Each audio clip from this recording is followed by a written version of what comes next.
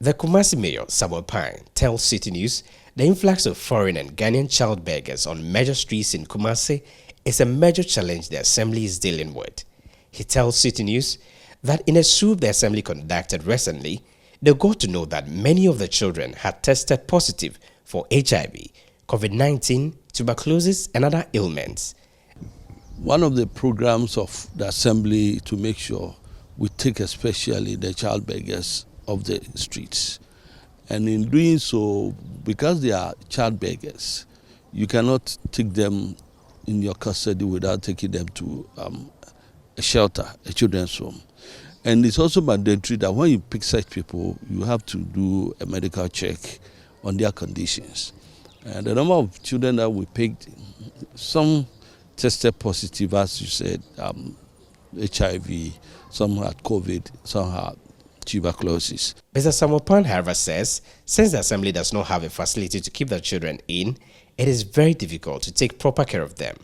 As majority of the children are foreigners, he says repatriating persons at such tender ages is quite difficult since a number of procedures have to be followed.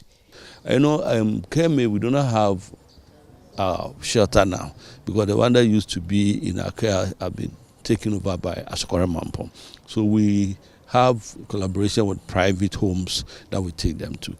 Let's be very honest. How many private homes will take these children? So eventually we have to release them to their parents for them to take care of them. And that's one difficulty that we have. It's a challenge, but we resolve to make sure that this challenge is fixed by making sure that in the next time we have a facility of our own that we can keep such people. We should also be mindful of also the protocols that we've signed on to, especially as to who is a child from which country and whatsoever, because Ghana is a signatory to almost all the protocols of child rights and human movement within the sub-region.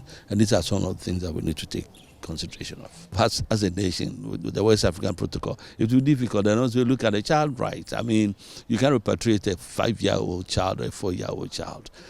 You need to do that with the parents. And once they have parents, you hand them over to the parents. We couldn't tell whether they were well, from the language spoken, majority were not Ghanaians. But people came out to claim them to be their wards, and therefore we had to release them to them. But I think the language, some were not speaking any Ghanaian language. A few of them spoke Ghanaian languages that we identified them to be Ghanaians, but the majority of them were not Ghanaians. He believes that with the work being done by the Assembly, the Social Welfare Department, the Police, Immigration Service, and other stakeholders, the phenomenon is reducing to an extent and wants more work to be done in that regard. But if you be very honest with yourself, the numbers are decreasing of late. If you go around the city to check, the numbers are decreasing. And it is the work of the Social Welfare Department that we're doing with, and they make sure that you go on with the advising the parents and all that. The security and the police service also helping in this way, and the immigration too are helping. So we're doing a collaborative work and just to get them all off the streets.